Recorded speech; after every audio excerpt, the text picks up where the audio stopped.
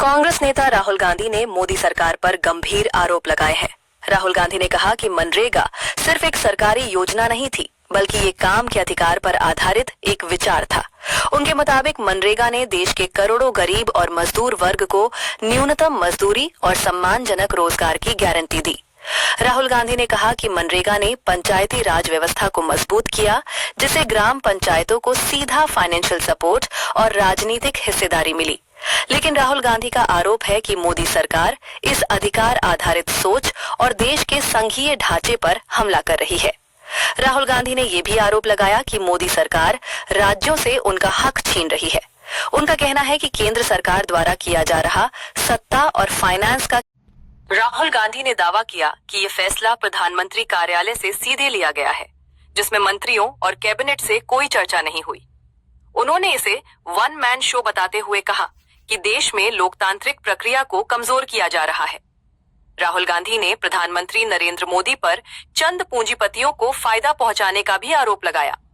उन्होंने कहा कि प्रधानमंत्री जो भी फैसले लेते हैं, उनका फायदा आम जनता को नहीं, बल्कि कुछ चुनिंदा पूंजीपतियों को होता है। राहुल गांधी ने चेतावनी देते हुए कहा कि नरेंद्र मोदी द्वारा लिया गया ये फैसला आने वाले समय में देश के लिए तबाही साबित हो सकता है। मनरेगा को लेकर कांग्रेस और बीजेपी के बीच सियासी टकराव तेज हो गया है। अब देखना होगा कि सरकार इन आरोपों पर क्या जवाब देती है। मनरेगा सिर्फ एक योजना नहीं थी। मनरेगा राइट्स बेस्ड कॉन्सेप्ट था।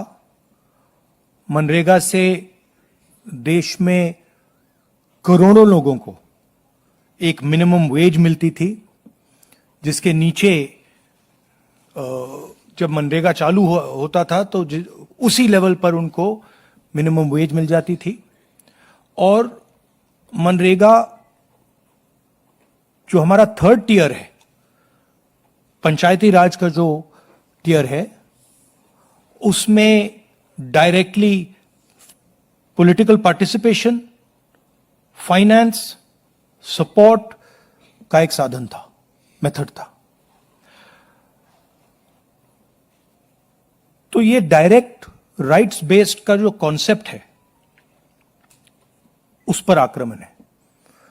दूसरी बात, जो फेडरल स्ट्रक्चर है, स्टेट्स का जो स्ट्रक्चर है, उस पे भी ये आक्रमण है। ये जो पैसा लिया जा रहा है, ये स्टेट से छीनकर सेंटर ले रहा है। तो ये concentration of power, concentration of finance है। इससे देश को नुकसान होगा।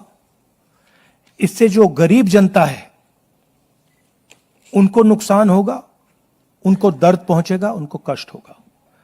और आखिरी बात, मुझे बताया गया है कि ये decision directly prime minister office से लिया गया है और मंत्री से बिना पूछे, कैबिनेट से बिना पूछे यह डिसीजन लिया गया है। इससे आपको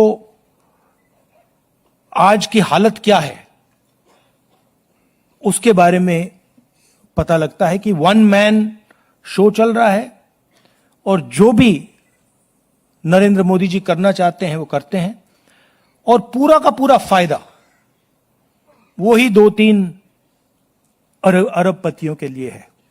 आप देखना, ये प्रोग्राम कोलैप्स करेगा,